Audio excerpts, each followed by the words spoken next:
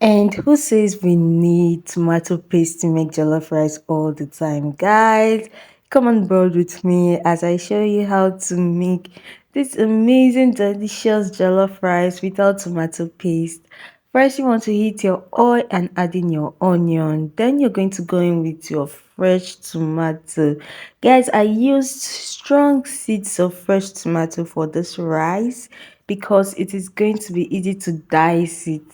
You're going to allow this tomato to simmer for a bit. You're going in with some bay leaf, some bell pepper, some fresh pepper, and you're going to gently stir this, so that everything gets to combine very well. Guys, you want to go in with some curry powder, then some thyme. I'm using my favorite spice to make this jollof rice. I'm going in with this spicy tea, stew and jollof spice. Guys, this spice is so awesome. I'm going with some Benny spice and some kitchen glory spice. These are my favorite combo spices that I use to make my jollof rice. And guys, you want to try them out. I'm going with some seasoning cube. I love to use chicken seasoning cube. See, we have to enjoy. We are not using chicken, but our food gas to check. That's like chicken. So I'm going in with some salt.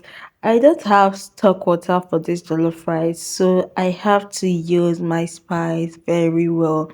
I'm going to add this fish. Guys, this fish is so nice. It's kind of roasted. I don't know, but it's so amazing to use it for jollof rice. Go with some crayfish and allow to simmer for some time. Now this is time to add your water. If you have your stock water available, go ahead and add it. But for this, guys, this is a budget jollof rice. I'm not here to impress, but yeah, you can go in with some water or some stock water if you have. Allow this to boil and then go in with your rice, your parboiled rice. This rice, I've already parboiled it.